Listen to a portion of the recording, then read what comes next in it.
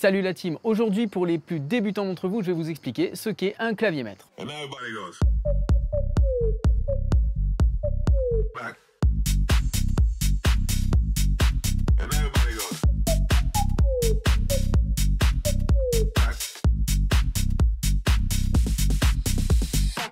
Impossible en studio de se passer d'un tel outil et pour cause, c'est grâce à lui que vous pourrez jouer avec vos instruments virtuels intégrés dans vos séquenceurs. Mais qu'est-ce qu'un clavier maître? Eh bien, c'est principalement une interface entre vous et votre logiciel. Le clavier maître ne génère pas de son, il ne possède donc pas de générateur sonore comme pourrait le faire un synthétiseur ou un piano numérique. Il est donc dépourvu d'une sortie audio et c'est inutile d'espérer le brancher directement sur votre carte son avec un jack ou sur votre table de mixage. C'est une erreur que j'entends souvent et que je vois souvent. On pense qu'un clavier maître génère des sons. Alors, je vais être très clair, certains proposent l'option générateur de son, mais c'est extrêmement rare. Et sinon, tous les claviers, les pianos numériques peuvent devenir des claviers maîtres du moment qu'ils ont une sortie MIDI. Mais comment ça fonctionne? Eh bien, un clavier maître, il utilise justement ce protocole MIDI, c'est la contraction de Musical Instrument Digital Interface, pour envoyer des informations à nos logiciels. De nos jours, la majorité des claviers et contrôleurs MIDI se branchent en USB et ils utilisent cette connexion pour faire transiter ces informations de votre clavier vers l'ordinateur et dans certains cas de l'ordinateur vers le clavier. Ça, c'est le cas pour les retours visuels par exemple, mais on y reviendra dans d'autres vidéos.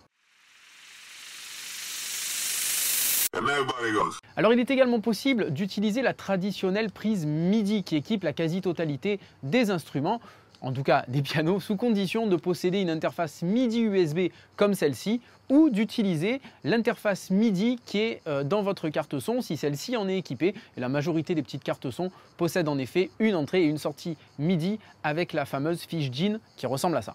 Tout ça c'est bien beau, mais parlons des différents types de claviers maîtres. Même s'ils se contentent tous d'envoyer des informations MIDI, il existe des modèles plus avancés que d'autres et pour bien comprendre, je les ai classés en 3 types.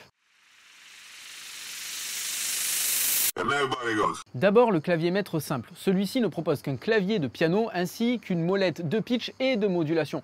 Il permet de posséder une interface clavier simple pour jouer vos accords, tout ce qu'il y a de plus basique. Pas de fioritures et un budget super accessible.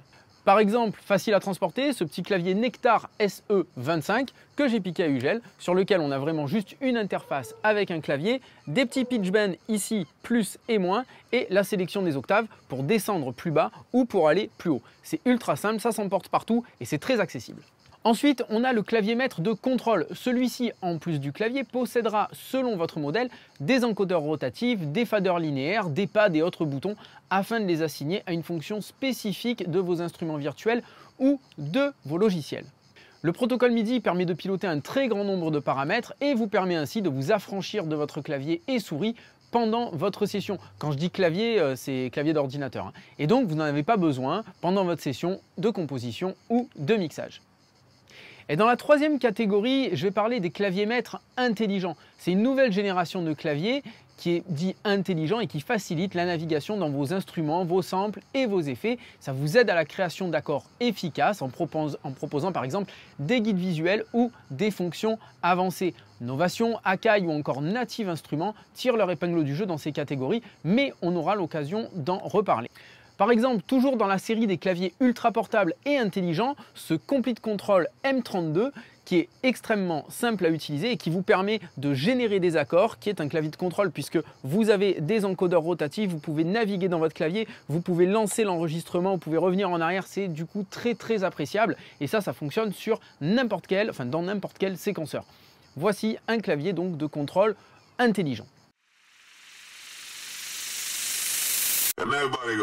Conclusion, un bon clavier maître doit vous permettre de gagner du temps et d'organiser votre workflow pour être le plus efficace possible pendant vos sessions de composition. Voilà, j'espère que vous aurez compris l'utilité d'un petit ou d'un gros clavier maître en studio. Si vous avez des questions, n'hésitez pas à nous les poser directement dans les commentaires. Abonnez-vous à la chaîne, mettez un pouce et la petite cloche pour ne rater aucune vidéo. À bientôt la team, ciao!